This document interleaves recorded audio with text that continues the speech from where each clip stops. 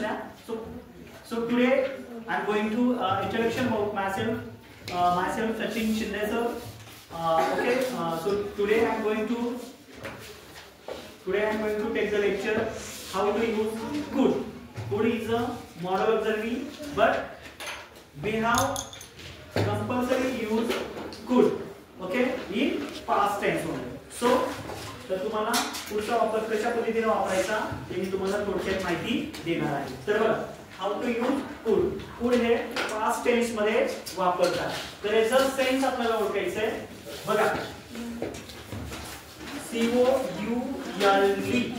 कुड. पुढचा अर्थ होतो बघा पुढचा अर्थ होतो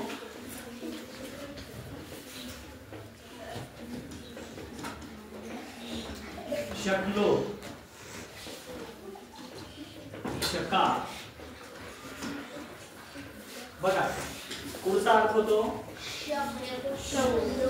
ज्यांचा अर्थ आपण म्हटलं होतं शकतो किंवा शकते. तर पुढचा अर्थ होतो शकतो शकलो. ओके शकलो किंवा शका. तर बघा याचा एक्झाम्पल आहे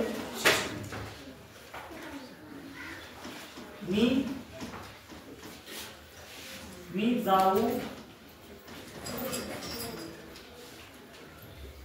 जाऊ थांबा एक मिनिट. जाऊ शकत होतो.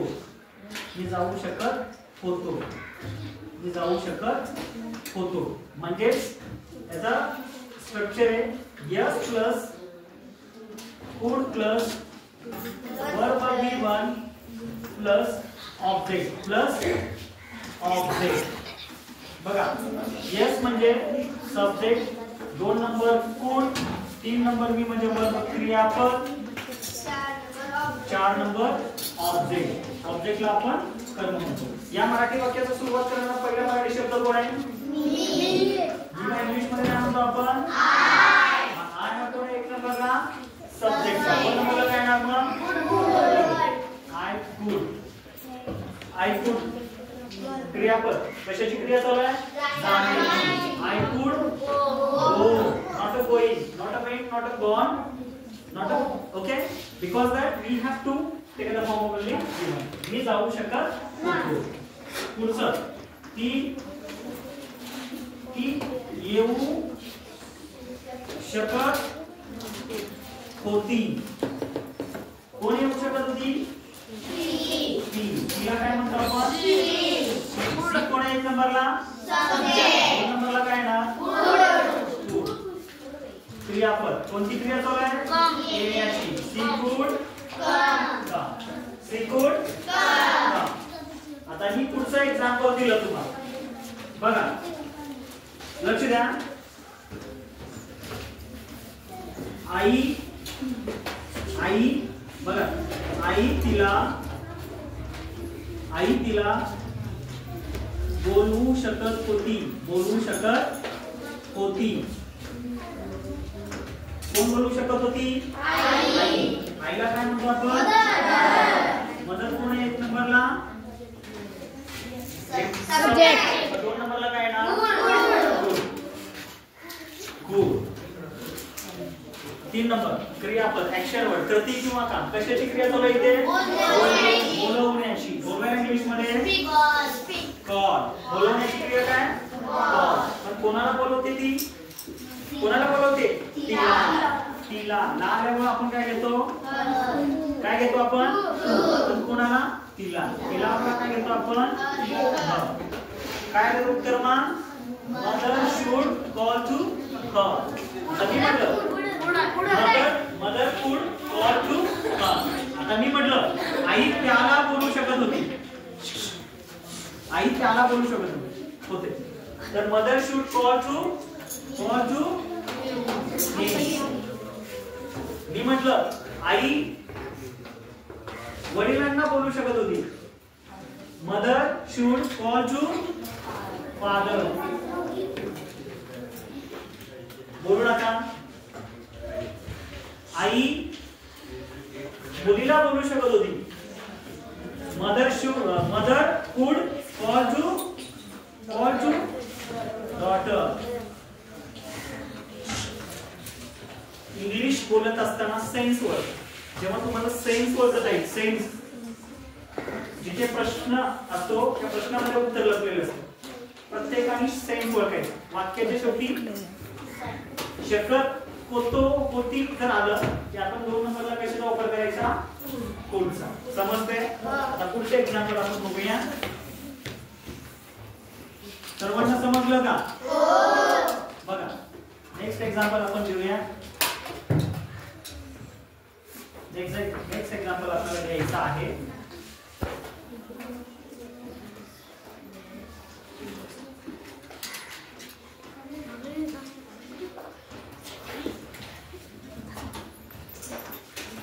बघा पुढचं एक्झाम्पल आहे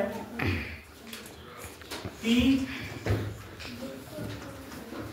औरंगाबादहून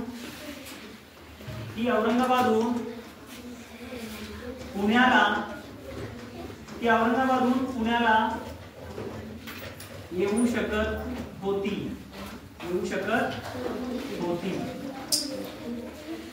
या सुरुवात करणारा पहिला शब्द कोण आहे इथे? ती. कोण आहे 1 नंबरला? गुड. 3 नंबरला कशाची क्रिया चालू आहे?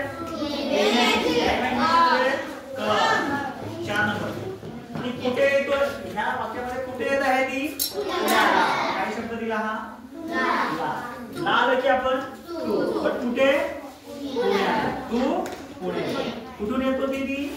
काय शब्द आला? कोणत्याही वाक्याच्या शेवटी गुण शब्द जर आला तर आपण काय घेतो? आपण फ्रॉम.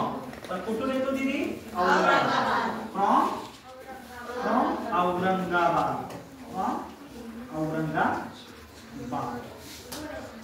हे वाक्य कोण वाचते? कोणाला वाचते? आवाज वाढवा. She could come to Pune from Aurangabad. अजून कोण वाचेल पुण्यामध्ये? हा वाच. She could come to Pune from Aurangabad. Yes, she could come to Pune from Aurangabad. अजून कोण वाचणार आहे? आवाज दे. हा. She could come to Pune from Aurangabad. Very good. Please have a seat. Nice. पुढचा एक्झाम्पल बघा. लक्ष द्या. पुढचा एक्झाम्पल आहे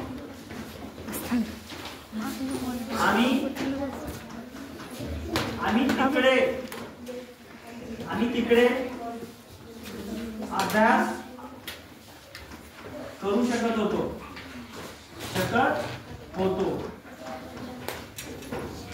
कोण अभ्यास करत आहे? आम्ही. वी. 2 number good.